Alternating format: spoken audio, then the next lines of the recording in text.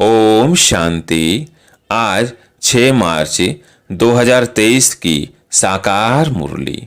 आज बाबा ने कहा, मीठे बच्चे, बाप तुम्हें नई दुनिया के लिए नया ज्ञान देते हैं जिससे सूर्यवंशी घराना स्थापन होता है।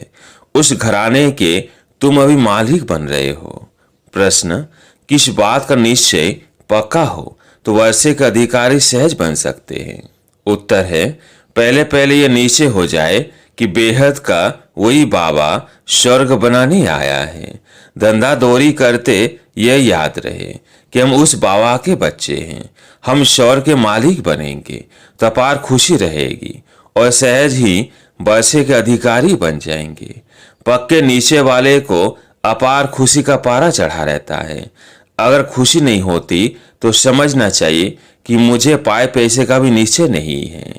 गीत है, जिस दिन से मिले तुम हम।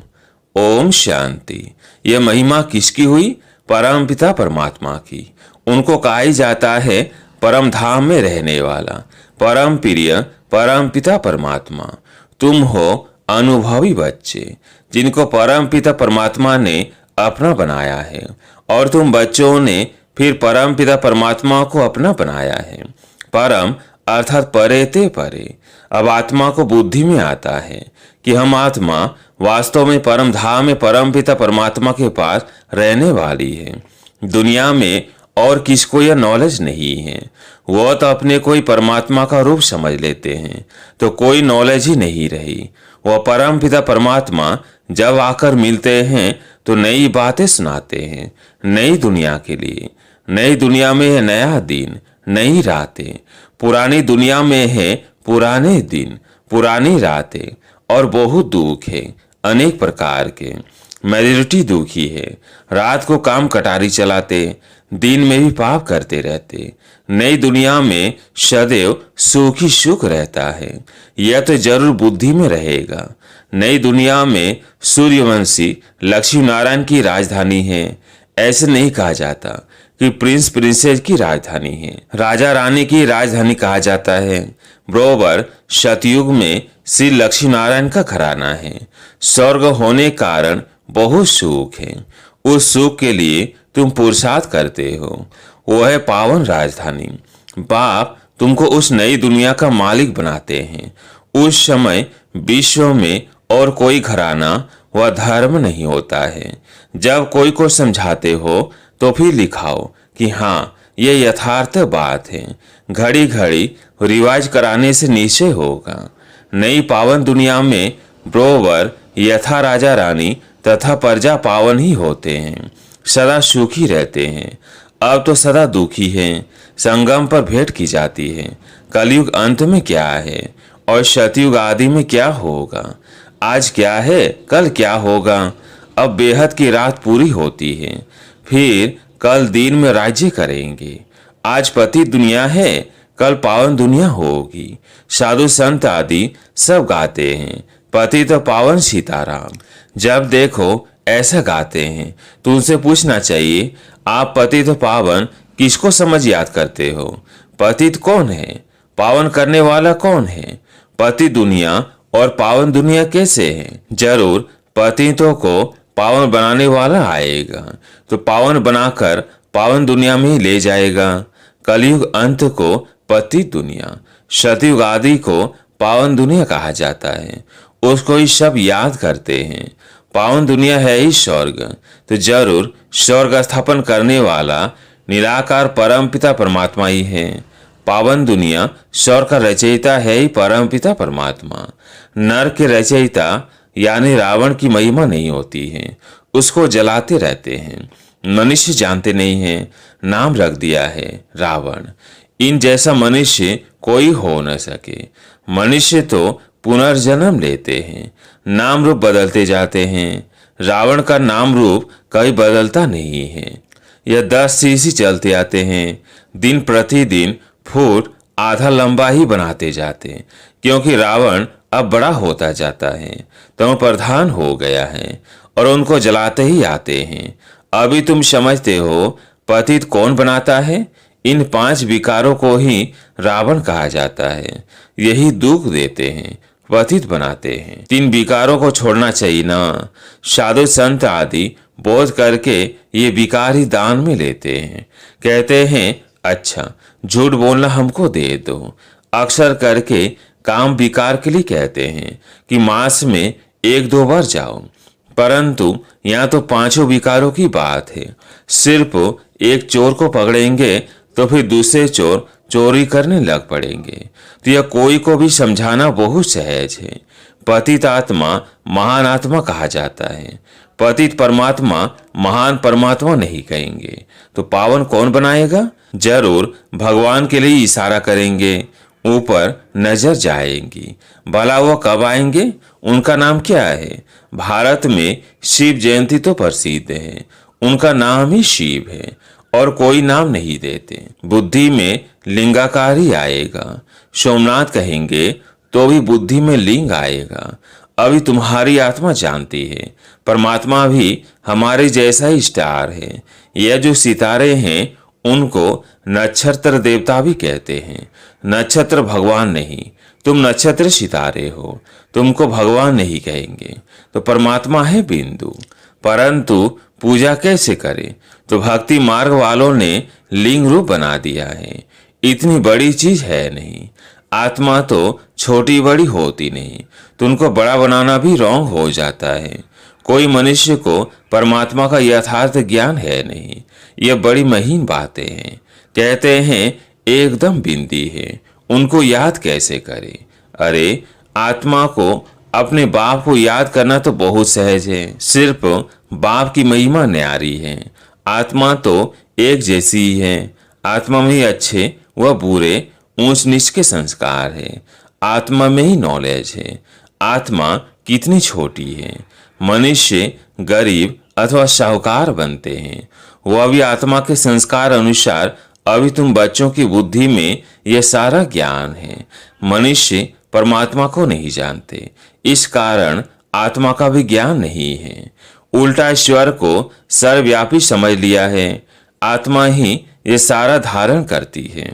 आत्मा ही एक शरीर छोड़ दूसरा लेती है।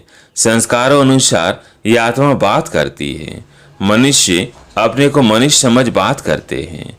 यह अपने को आत्मा समझने की प्रैक्टिस करनी पड़ती है। हम आत्माओं को परम पिता परमात्मा पढ़ाते हैं। मनुष्य तो कह देते आत्मा निर्लेप है। अगर निर्लेप है तो फिर संस्कार किसमें भरते हैं?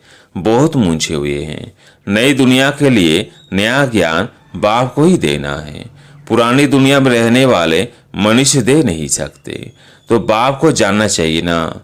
भक्तों को भगवान से वर्षा लेना है, भक्ति भी चली आती है।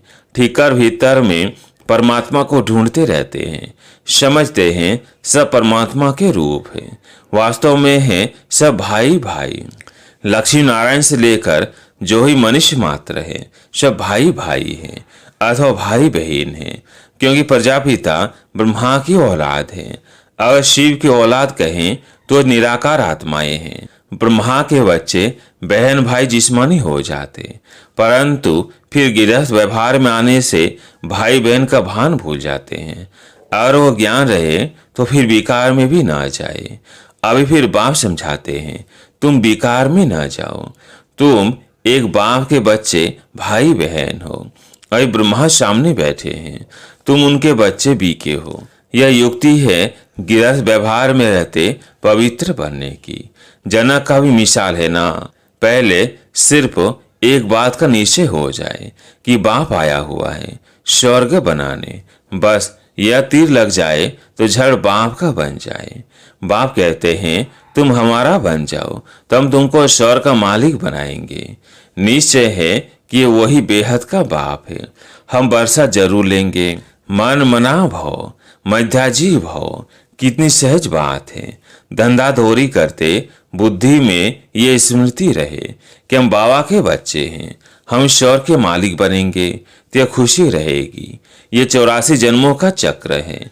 84 जन्म सिर्फ सूर्यवंशी देवी देवताओं का ही है। तुम जानते हो हम सुदर्शन चक्रधारी है। सिर्फ चक्र कहने से जन्म सिद्ध नहीं होते, इसलिए कहना है कि हम 84 जन्मों को जानने वाले सुदर्शन चक्रधारी हैं।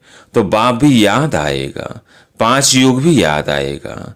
अब फिर जाता हूँ स्वर्ग में, हमारे 84 जन्म पूरे हुए। बुद्धि में चक्र फिरता रहे और शरीर निर्वाह अर्थ काम भी करता रहे। बाबा ने कहा है सुदर्शन चक्र का ज्ञान मेरे भक्तों को देना, उनको समझाने से झट ये निश्चय होगा। बरोबर हम 84 जन्म लेते हैं, 84 जन्म न लेने वाला होगा तो उनको धारणा ही नहीं होगी।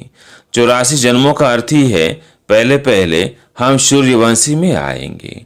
थोड़ा भी कोई सुनकर जाएगा तो स्वर्ग में जरूर आएगा, परंतु 84 जन्म नहीं लेंगे, देरी से भी आ सकते हैं। उनके फिर 84 जन्म थोड़ी होंगे। यह ज्ञान की कितनी महीन बातें हैं, कितना हिसाब किताब है। फिर भी बाप कहते हैं अच्छा, अगर इतना गुह्य राज नहीं समझते हो तो भला बाप का बन बरसा तो लो। हम शिव बाबा के बच्चे हैं, वह स्वर का रचयिता है। यह नशा रहना चाहिए, परंतु माया ठहरने नहीं देती है। कोई तो कहते हैं बाप और वैसे को याद करना यह कोई बड़ी बात नहीं है, माया हमको क्या करेगी, हम तो जरूर बच पाएंगे। कितनी सहज बात है। कोई को तीर लग जाए तो बाप और वर्षे को याद कर बहुत खुशी में रहे। जब तो खुशी नहीं आती तो बाबा कहेंगे पाए पैसे की निश्चय वाले हैं। पक्के निश्चय वाले को खुशी का पारा बहुत चढ़ा रहता है। कोई राजा के पास संतान नहीं होती है तो कहते हैं किले के अंदर जो पहले पहले आएगा उनको गोद में लेंगे। फिर क्यों लग जाती है, मैच में भी क्यों लगती है, दूध की बोतलों पर भी क्यों लगती है। पहला नंबर जाने के लिए सवेरे उठकर जाए खड़े रहते हैं, नहीं तो समझते हैं फिर ठहरना पड़ेगा। तो यहाँ भी बाबा के गले का हार बनने के लिए क्यों है, सारा मदर पुरुषार्थ पर है। बाप को याद करना यह बुद्धि की दौड़ है, बाकी काम आदि भल करते रहो। आत्मा की दिल यार दे हाथ काट दे। आशिक मासूक एक जगह बैठ थोड़ी जाते हैं, काम काज आदि सब कुछ करते बुद्धि उनके तरफ जाती है। तो यहाँ भी बुद्धि एक के साथ चाहिए जो हमको स्वर का मालिक बनाता है। जो टाइम मिलता है उसमें पुरुषार्थ करो। गृहस्थ व्यवहार में भी रहना है, यह कोई कर्म संन्यास नहीं है, शरीर निर्वाह तो करना ही है। बाप अब ब्रह्मा तन में आकर कहते हैं मैं तुम्हारा बाप हूँ, हम तुमको स्वर का मालिक बनाता हूँ, तुम हमको अपना नहीं बनाएंगे। मेरे बने हो तो अब मेरे साथ योग लगाओ, और मेरे बनकर फिर तुम पवित्र नहीं रहेंगे, नाम बदनाम करेंगे तो बोझ सजा खाएंगे। सदगुरु के निंदक स्वर के द्वार जा नहीं सकेंगे। अच्छा, बाप दादा माता पिता जिससे स्वर के सदा सुख का वैसा लेते हो, सुदर्शन चक्रधारी बन राज्य भाग्य लेते हो, ऐसे बाप दादा का चिकिल्धे बच्चों को याद प्यार और गुड मॉर्निंग।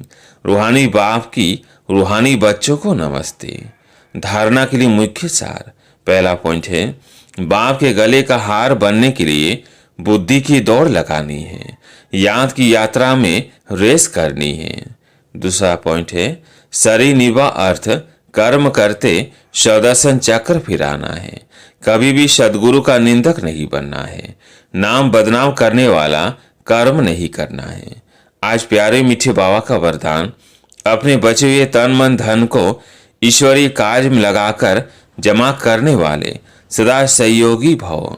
अपने बचे हुए तन मन धन को ईश्वरीय कार्य में लगाकर जमा करने वाले सदा सहयोगी भव। यादगार में जो गोवर्धन पर्वत को उठाने में हर एक की अंगुली दिखाई है, ये आपके सहयोग की निशानी है। चित्र में बाप का साथ भी दिखाते हैं तो सेवा भी दिखाते हैं। अभी आप बच्चे बाप दादा के सहयोगी बने हो तब यादगार बना है। भक्ति में तो तन मन धन जो कुछ लगाया उसमें 99% गंवा दिया, बाकी जो 1% बचा है उसे अब सच्ची दिल से ईश्वरी कार्य में लगाओ तो फिर से पदम गुणा जमा हो जाएगा। स्लोगन है जो निर्माण बनते हैं उन्हें स्वतः सर का मान प्राप्त होता है, जो निर्माण बनते हैं उन्हें स्वतः सर्व का मान प्राप्त होता है। अच्छा, ओम शांति।